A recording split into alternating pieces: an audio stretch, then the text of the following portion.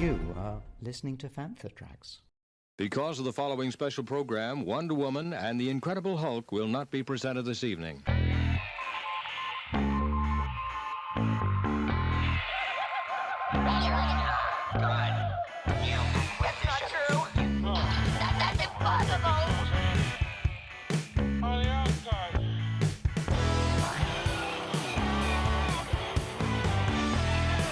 It's time to get all your Star Wars news in a single file. This is Making Tracks. Here are your hosts, Mark Newbold and Mark Mulcaster. That's not true.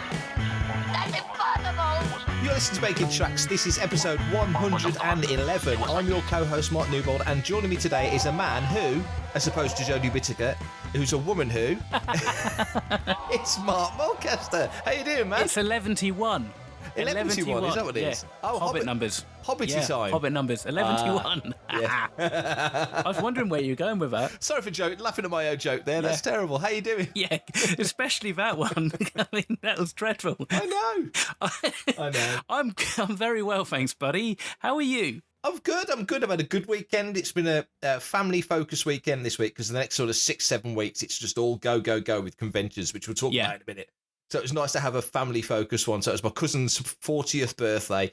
I thought he'd figured it out, and he hadn't. So it was a proper surprise. So nice weekend away down south. So really good. How about you? Yeah, it's been good. Yeah, had a good day yesterday. Didn't really do a huge amount. Did go and see a film, which wasn't James Bond and wasn't Star Wars, believe it or not. It was The Last Duel, which is Ridley Scott's new epic. Medieval 14th century, he said, she said, with Matt Damon. So, yeah, the casting, not great. But, Jodie Comer and Adam Driver, they knocked it out of the park, as you would imagine they would do. Brilliant. So, but yeah, apart from that, it's been kind of fairly straightforward and nice and easy, which, as you said, got 5 or 6 weekends on the trot of events and Comic Cons and stuff. I'm kind of be quite glad for it, I reckon. Yeah, totally. You talk about cinema with former Star Wars, or maybe future, we don't know, Star Wars actors. We saw on Friday Venom, Let There Be Carnage. Yeah. Which, of course, directed by Andy Serkis, starring Woody Harrelson. Plenty of Star Wars connections in that one. That was nuts. The film made no sense and never even pretended it wanted to, but was just so much fun. So far out there, full on, great fun. I haven't seen the first one. All I can say is, and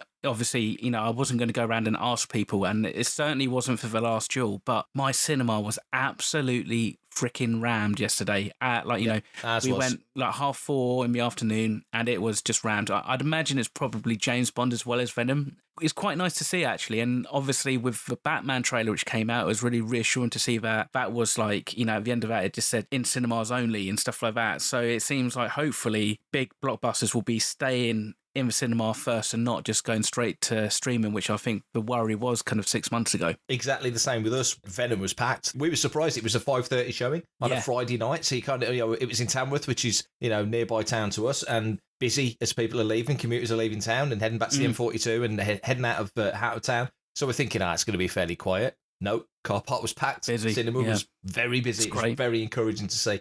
You just mentioned about forthcoming conventions. Got some good news this week that DJ Elliott's coming over to MCM London to do some stuff over there, which we will both be at. Yes, we will. I'll be there Friday and Sunday with the 501st UK Garrison and the Real Icons. And are you going to be there with me, or are you going to be on there on Saturday? Well, typical. You're there Friday and Sunday, and I'm only there on Saturday. So typical. God's sakes. So unless something changes, and who knows, then we might miss each other at that one. But there are other Panther trackers there. I think Brian's there Saturday, Sunday, and Matt's there on Sunday. So you'll certainly see those guys. I'll see them. Wicked. Yeah, be a little mini Panther fest. Maybe what I do is, because I don't know how we're going to record next week, but if I just record all my stuff on Friday and leave it on a USB stick hanging up somewhere, then you can pick it up and then you can try and fit your words in around what I said. How about that? Well, you know, in the toilets, like the second stall from the right, just leave it the underside of the cistern, and I'll just lift up the lid. Business as usual, then. So, any cool stuff coming to your collection this week? I had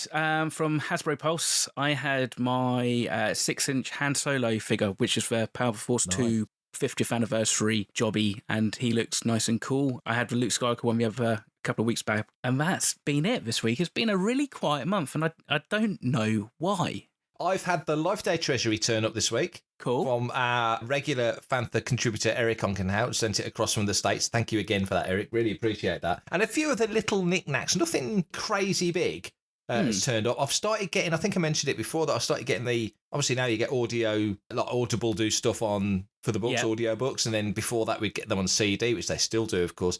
Before that, of course, they were on cassettes. So True. I'd got a few of the UK ones. I've always preferred the American ones. I think the layout's nicer in the cardboard boxes, but I've started to get the UK ones, and that's just become my thing. The last 2 weeks, I've just been hunting them down. So filling in a few gaps there. So I had a few of those turn up. Hey man, it's me, Kevin Smith, Star Wars fan, Fantha Tracks fan.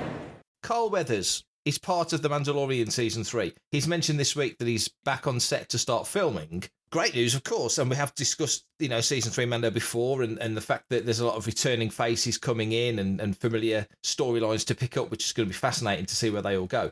But this week, and you know a little bit more about this because you're in the industry, there's been rumours of strikes, rumours of stoppages on sets, that some people working on the films aren't being properly recompensed, they're not being given reasonable working hours and working rates. It's not the scenario that you might expect for big companies to be making people work under.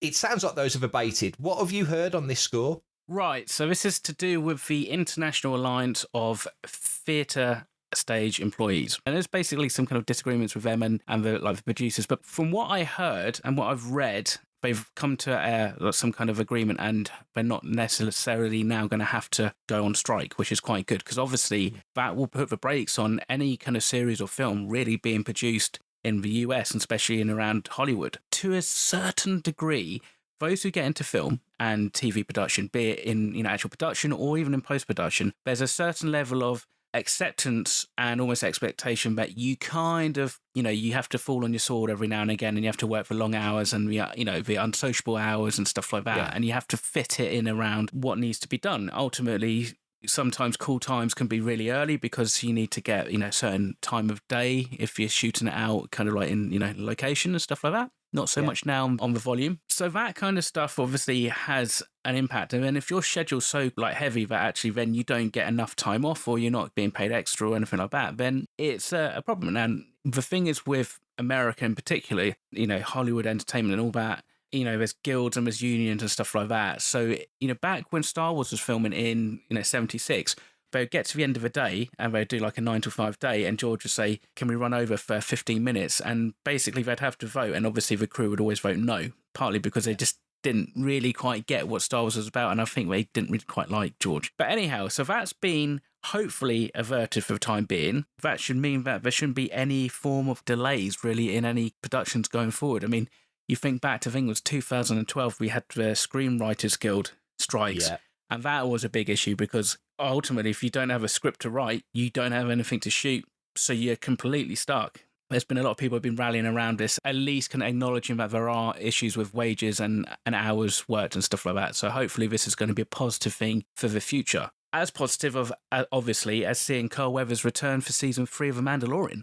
Exactly. He's also back behind the camera directing as well. So everything you've just said completely backs up the thought that these things need to be squared off. These things need to be in place. Good that this is sorted. Good that people can work in the correct conditions. But like you say, in that industry, it is a feast or famine industry as well. There's no guarantee you're ever going to get that next gig. It's a balance to make and an understanding that needs to be there. It's not a 9 to 5 life, is it? No, exactly. As Q says in No Time to Die. What's interesting was that the whole kind of staff production for Mando Season 3 has been a bit vague. So obviously a lot of people were saying Mandalorian Season 3's finally started production, but actually it doesn't necessarily say that. It just means that it started production for Carl Weathers. So for, however many episodes he's going to be directing, and maybe however many episodes he's actually going to appear on screen. Yeah, there's no, like I say, there's no guarantee. He might be in just a couple of episodes later on in the season. It's not like he was in every episode of season 1 or every episode of season 2. No. So you're quite correct. Yeah, it could be a little bit up and a little bit down, but either way, he's coming back. He's directing, which was great because the episodes he did before was really top draw. So that's good news, and good news on getting all the unionised stuff sorted out. Because, like I say, it's of course it's slightly different in the UK as it is in the States or anywhere else around the world. Of course, it's all kind of individual to the territory, but good that that's been sorted out. Hello, I'm Warwick Davis, and you're listening to Fantha Tracks. There was another Star Wars project that launched this week. Star Wars Galaxy of Creatures.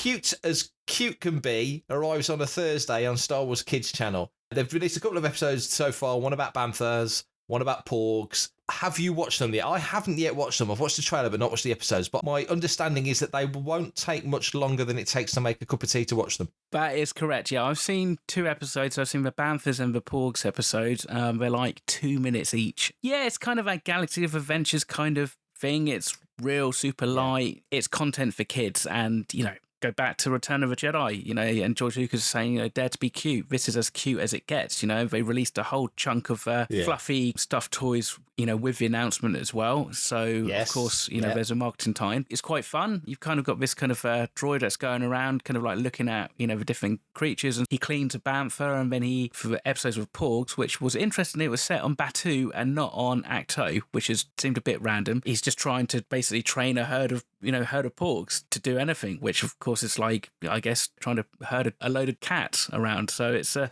it's fun. It's, I'm sure hopefully it's, it all can resonate with like the younger audience, but it's fun. And that's what Star Wars needs to be at the end of the day. Exactly, yeah. And I think it's cute. Like you say, they've done a couple of sort of kid-focused mini animations in the past. This one, we've looked at Porgs and Banthas already. We get 2 a week. I don't know what we'll get next week, but we'll get a mixture of Blurgs, Charhounds, Kawaki and Monkey Lizards, Minox, Nexu, Porgs, Rankles, Tauntauns, Tuca Cats, Vorpax, and Wampas. So there's a nice mixture of creatures. Hopefully that will take Ari, SFR3, the droid that we follow, around the galaxy to different locations. Fingers crossed. But yeah, it's cute. But yes, I was very clear when they did the blurb for this that they were mentioning, don't forget, Mattel are releasing a line of plush toys and there's a line of accessories and T-shirts and home goods. So I think it is as well. It's definitely very much tied in. This 12-episode run is very much tied in with the merchandise, and we put some of those on Fantha so you can have a look. And they are really, really cute. I do like the Ari, the droid. He's a bit like a pit droid, isn't he? That sort of droid Yeah, look. he is. I mean, that's what I thought he kind of was. I thought it was maybe like a stylized version, but I'm sure there'll be some kind of data bank entry which say that he's something slightly different, because then it's a different twist. Those kind of kids' fluffy soft toys are slightly more stylized and I'd say younger kid orientated, whereas there's a range of these kind of stuffed toys already for Galaxy's Edge, which are a little bit different. So, they look a little bit more, I suppose you say, accurate or screen accurate. I don't really know. I mean, for toys, so. You're going to play with them either way. Of course. Yeah, I'm going to buy myself a basket of Porgs. Fantatrax. Voodoo! War of the Bounty Hunters is nearly at an end. Crimson Reign kicks off in December. We put a piece on that, solicitations for December on the site. But they've now announced that there is, as we knew, a third part of the trilogy, Hidden Empire. It will come in 2022. If Crimson Reign is another 5-parter, which we guess it will be, then you'll probably be getting that Easter time, I would imagine. It looks like, from the image that we posted, there's the Executor and a bunch of Imperial TIE fighters and Rebel ships battering each other and other vehicles. It doesn't just like Rebel ships. There's a big variety of vessels going in there. Looks like this could be something very, very special. Charles Soule's once again involved. He kind of refers to it as the Kira trilogy, which is very interesting. So what are your thoughts on that? We did kind of talk a little bit about this in a roundabout way last week when the question we had from Paul from Australia was saying, what do you think the Emperor's plans for Darth Maul are? And we kind of spun out about how involved the Empire could be in that and so on and so forth. Do you think this kind of backs up, to a degree, that thought process? Possibly, yeah. Or, I mean, I suppose it all kind of comes down to what happens in the Crimson Reign series, doesn't it, really? I'd probably say, looking at this image, that the Rebels have probably got the upper hand a smidge. So I wonder if maybe Kira throws her lot in with the Rebels. I'm guessing this is going to be either before Return of the Jedi or maybe during the events of.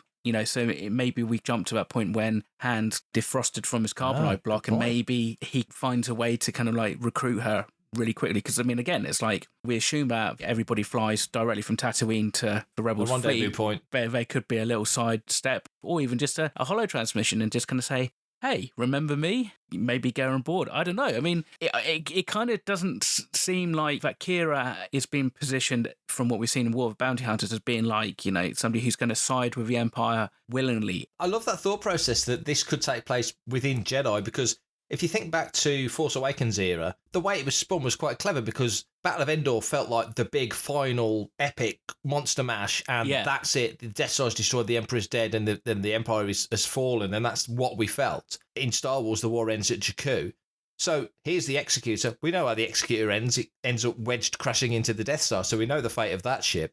But yeah, like you say, maybe Solo has enough about him to bring Kira and the Underworld. This looks like the Underworld as well as the Rebellion into that conflict, because clearly that picture is pre the end of Jedi. There's lots of thought processes that you could attribute to that picture. There's lots of potential ideas that could mean it's not just the Rebellion fighting back against the Empire at Endor. This isn't necessarily Endor. This could be anywhere. But you know what I mean? It could signal a lot of stuff. It's just interesting what Charles Soule kind of actually writes in his newsletter, kind of saying, but this is like a 3-part story that focuses on Kira and her ultimate goal, and she has like a doozy of a plan. So what that actually is and what her ultimate goal is, is yet to be revealed. And I, for one, can't wait until we actually get more information about it. I'm Anthony Daniels, and you are listening to Fantha Tracks.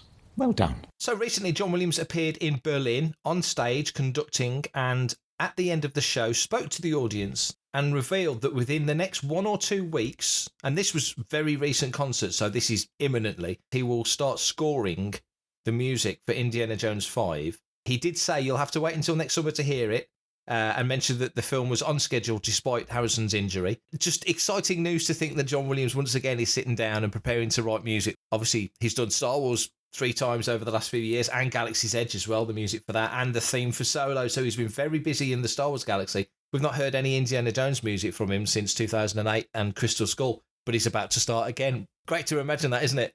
Yeah, it was a big surprise. I really wasn't expecting it, to be honest. I just kind of thought that maybe he had hung up his baton, but clearly he hasn't. So fair play to him. The fact that he's still writing scores and wants to write and work on, new productions at, his age, Matt, is fantastic. It's only going to be a good thing for the film in general. We're in a world now where 90-year-old William Shatner can fly into space. Yeah. And John Williams, who I think is pretty much the same age, give or take, is still conducting and still writing scores for movies. Lucas is in his late 70s, Spielberg's in his mid-70s, Harrison Ford turns 80 next year. The age doesn't seem to be a hindrance. I guess you've got to balance a lot of other factors, but nevertheless, here we are. You've just turned 40, I've just turned 50. We've still got John Williams scoring movie soundtracks. We've still got Harrison Ford starring in action movies. Captain Kirk actually went into space. Crazy, isn't it? What a great time to be in. Yeah, absolutely. I mean, I suppose the thing is also a bit like I think he did with the sequel trilogy. He wrote all the score, but he didn't necessarily conduct all of it. You might find out here when it comes to the actual recording of it, he may not record all of it, but I'm sure he'll be, that Indy March, the first time we hear that main theme, that'll be John with his baton waving away, conducting people. So I can't wait to actually hear what he's written. And please, Lucasfilm, give us a title. I want to call this film something other than Indiana Jones 5. For everything in one location, daily news, reviews, interviews, podcasts, video, and social media feeds, bookmark FanthaTracks.com for Star Wars news 24/7, 365. So for the past few years, Fantasy Flight Games have been the stewards of the Star Wars roleplay license. They recently let some of their line go over to Atomic Mass Games, who are now producing the miniatures. But it's recently been announced over the last few days that Edge Studios, which are part of the Asmodee Group, are now taking over Star Wars roleplay, which means that they will be now running Edge of the Empire and some of the associate games. Also means that they can do reprints of previously released stuff. It's a new beginning for Star Wars roleplay. I think tremendously exciting because Star Wars roleplay has been a busy, active area for quite a few years, really, since Wizards had it, and then Fantasy Flight took it over, did great with it, and now 7 or 8 years on from Fantasy Flight taking it, it's now with Edge Studios. Roleplay, I used to do a lot of this back in the 80s, tabletop roleplay when West End Games had it, big part of Star Wars for me. Have you ever done much tabletop or gaming or anything like that, Star Wars roleplay? Embarrassingly, no. Growing up, my social group, I was the Star Wars fan. In fact, I was like the Star Wars fan for my year group growing up through school and stuff. I never really had anyone to play with, which sounds pathetic. One of the first books I ever brought was it like the Star Wars Dictionary by Bill Slavish, whatever. There you go. Thank you very much. A lot of that was, based from the role playing and stuff like that. And it's something I've always been aware of and understand how it, things from that went into Expanded Universe and obviously into new canon. But I've never sat down and played it. When it comes to Fantasy Flight, I look at the models and go, that's really cool. Yeah. And, the actual kind of like the models, I thought, well, maybe I might just actually start buying these just for the sake of, because the models of the ships and stuff look so accurate. But again, it's not kind of my wheelhouse. I just don't get time to really sit down and do it. And I don't have a group of friends who kind of do this stuff on a regular basis to make it easy for me to access it. Are you still playing? Do you still kind of do stuff then? Not like I used to. It's such a shame. I mean, like I say, the 80s, when people talk about the dark times, 87 through to sort of 91 when Age of Empire and Dark Empire and all that kicked off. For us, that was as busy as ever for Star Wars because West End released Star Wars The Roleplay game in 87 and we were playing 2-3 times a week right through to sort of 94, 95. So, and it's one of those things that you don't know you're in the dark times until you're out of it sort of thing. But what now people refer to as that dark times period, which to me, really, if you look at the history, it was only 4 years. It's not, people talk about it like it was a decade. It wasn't. It was 4 years at most. But for us, we were tremendously busy because we were writing our own stuff, coming up with our own locations, our own characters. We were 3 times a week, 2 hours a time, like solid Star Wars roleplay. Before there was an internet distracted by other things, it just wasn't there. So it was huge fun, and it went on to Wizards of the Coast, did it? Didn't play much Wizards, a little bit, but not so much. And then Fantasy Flight again, but I'm a bit the same as you. My role-playing group, we all live miles apart from each other now. So, John, who's our role-play editor, John Hicks, he's down in Northampton doing tremendously well down there. But for me, there's nobody nearby. So I'm a little bit the same. And I'm very curious to see what Edge are going to do when they pick up the license, because they can reprint previous stuff. Is that just Fantasy Flight stuff? Is that Wizard stuff? Is that West End stuff? I don't know what their remit is. It's going to be really interesting. I mean, I suppose for me, like my role-playing really was Star Wars Galaxies and, Star Wars The Old Republic, and maybe not, Knights of the Old Republic to a degree, I suppose, as well, because that was kind of turn-based and stuff. So, and a demographic where this probably appeals to. But also, at the same time, when I was at Collectomania, they had the Games Expo on, and the Games Expo was like twice the size of Collectomania and probably about 4 times as busy.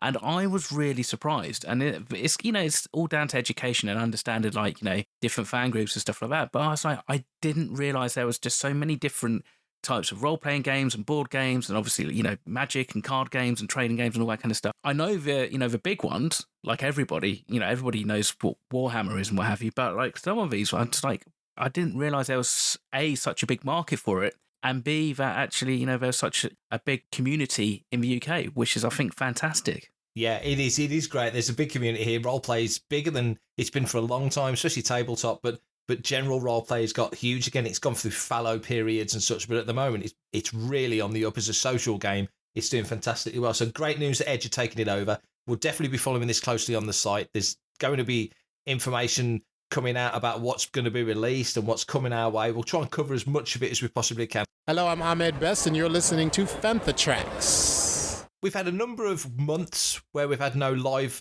events happening. That's affected all corners of Star Wars. It's certainly affected events like Farthest From, that we're a great fan of here on Fantha Tracks. My former co-host Dave has been running Farthest From since about 2012. Brilliant news that the show is going to be back. It's coming back on Sunday the 12th of December. On the day before, there's a Star Wars fan day, a fan fun day on the 11th. But on the 12th, it's Farthest From Retro Toy Show. His first guest has been announced. It's Matthias Rendal, who wrote A New Proof and The Chrome Strikes Back. Great news that the show's happening. Great news that he's announcing guests. Dave's coming on the show soon. Are you going to be there, Mark? Assuming it all goes horribly wrong and my gig in Greece, in Athens, I'm meant to be playing, gets cancelled, which is starting to look more and more likely. Yeah, I hope to be, because it's a great way. If you don't like spending money on your relatives and your family for Christmas, it's a great place to just go and spunk all your cash so you're broke before Christmas. There's just so much amazing vintage goodness. It's got such a nice family welcoming vibe there. It's it's very, very fun and stuff. And we've done it with URL and with 501st as, troops before we've kind of attended and stuff like that, just to add a little bit of colour and bit of interest to those who are attending and stuff. So I might be there with Fantha Tracks, or I might be there with Rebel Legion, but either way, I'll be bringing my pocketbook. That's a fact. It's true. I mean, anybody who's never been, internationally as well, Dave and Farthest From have had people come from Europe. They've had people come from the States, all across the UK, of course. You see stuff here, I promise you will not see anywhere else. Some of the stuff in that dealer's room when it all gets up and running on the Sunday morning is mind-blowing. It's not a big room. It's very small and welcoming. Fordingbridge is a small village, but it's a beautiful place to visit in the New Forest. Dave couldn't be a better host. It's always a good show. Gone back to having a 2-day event. So there's the Star Wars Fan Fun Day on the Saturday. So there's stuff being planned for that. There's some nice restaurants in town on the Saturday night. So there's always places where you see folks go to different places, pockets of places to go.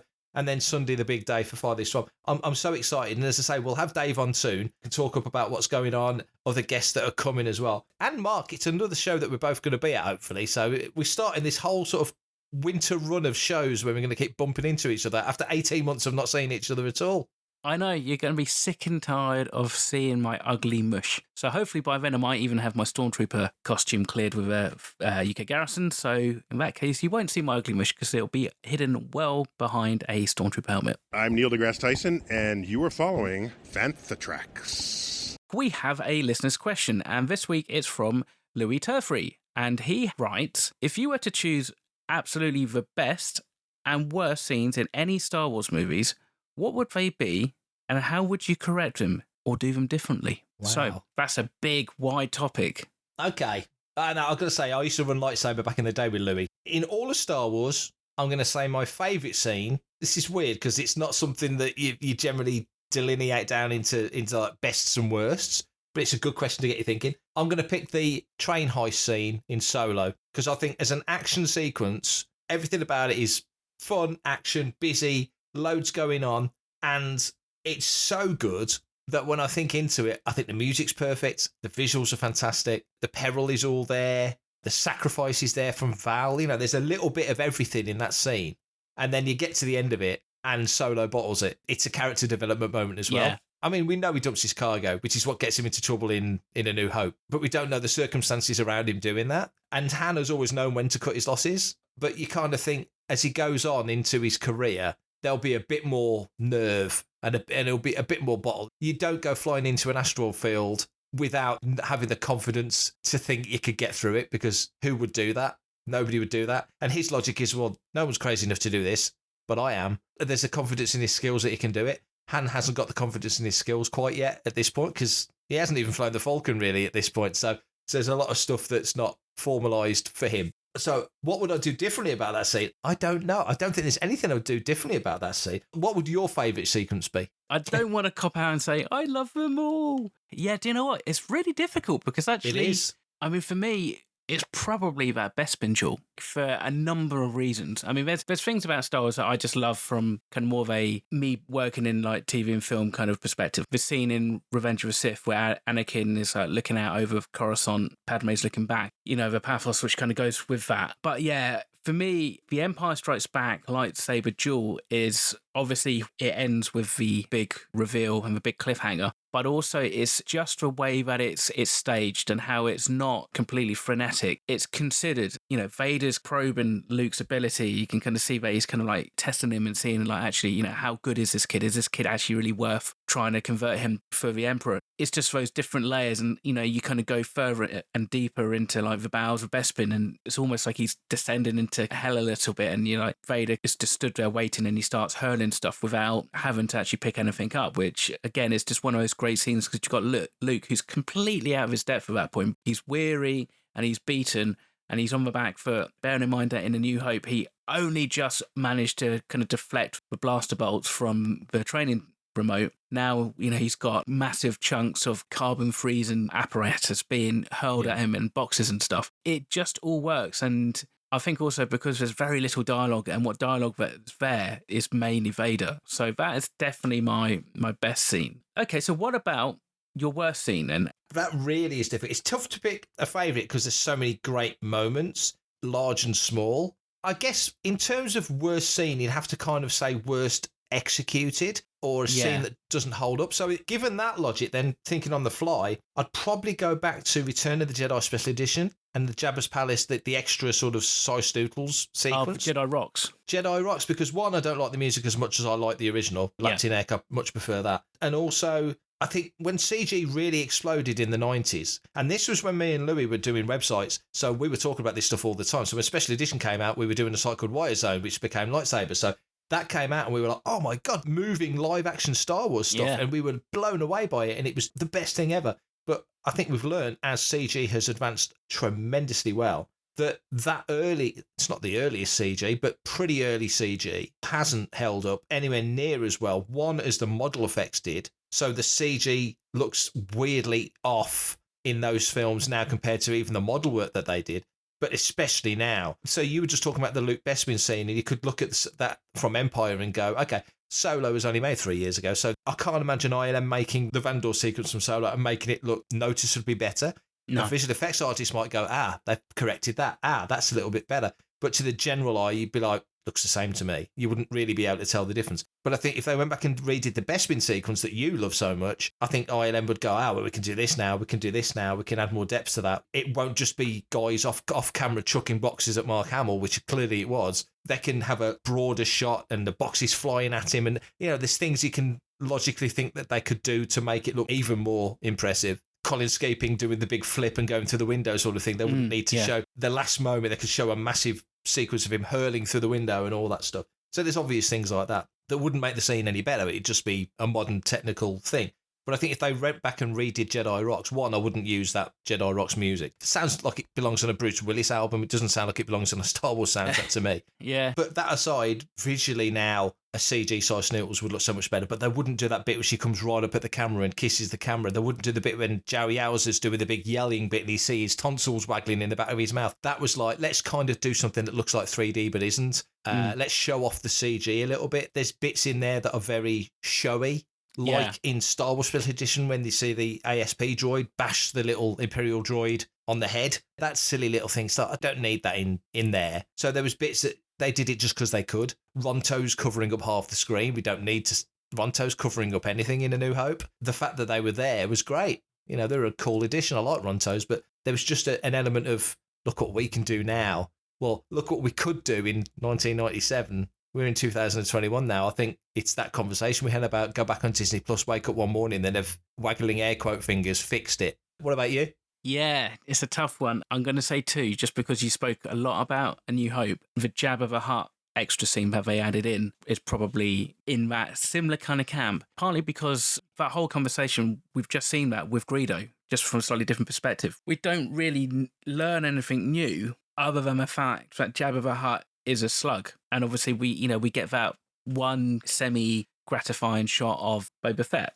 But the rest of the scene, there's a reason why it was left on the cutting room floor. I think even Paul Hirsch said it, the acting was pretty bad to begin with. And I think it doesn't really work on any levels. Now, the one that I would probably say that I would definitely want to redo and really take another hard look at, is going to be from The Last Jedi. I'm sure it's for one scene, but I think most people would like to redo, and that would be what's been, now affectionately known as the Mary Poppins scene, with Princess Leia floating back in from being held out into space. When you've seen it, seen a film like loads of times, you pick up on stuff and you kind of notice that, for instance, when it's in a close-up of her face, clearly she's kind of rotating through space. It starts to slow down. But because it's on a close-up, you don't actually see that perspective. You just kind of just see it all from that weird angle when she kind of flies in. What would have been cooler would have actually been if she senses that, there's going to be an impact, because you see her taking it like a bit of a breath in to prepare herself, but then not actually even get out of the ship, literally just use the force to kind of hold on to something and kind of do it that way. I think it would be much better than the way they did it, because it just felt badly executed. And it wasn't like a beautiful shot, but the idea and the concept behind it, I think is great. At that point, it's amazing that, we get to see Leia actually have some kind of force ability, because obviously up to that point, we don't know how much she has or hasn't trained with Luke.